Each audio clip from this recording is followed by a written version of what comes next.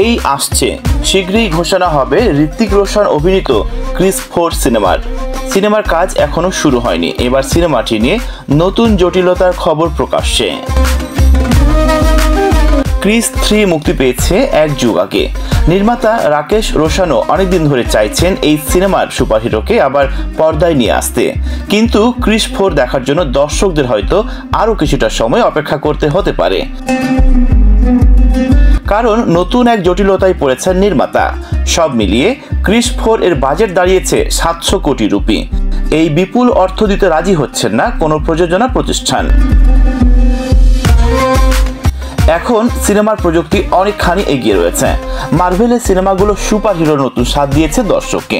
ফলে এই সময়ে সুপার হিরো কেন্দ্রিক কোনো সিনেমা বানাতে গেলে সেটা মানের দিক দিয়ে হলিউডের কাছাকাছি হতে হবে, আর সেটা করতে গেলে প্রশ্ন আছে অর্থের। সে কারণে বাজেট বেড়েছে সিনেমাটির। তবে এত অর্থ ফেরত আসবে কিনা এই বিষয়ে দ্বিধাগ্রস্ত প্রযোজনা প্রতিষ্ঠানগুলো। তবে হাল ছাড়ছেন না নির্মাতা রাকেশ কিংবা ঋত্বিক কেউই।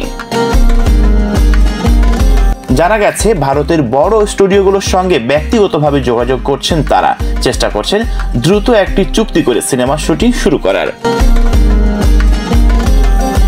তো বন্ধুরা, আপনারা কি অপেক্ষায় আছেন ঋত্বিক রোশন অভিনীত 700 কোটি বাজেটের সিনেমা ক্রিস 4 দেখার জন্য? থাকলে অবশ্যই জানিয়ে কমেন্টস করুন আমাকে।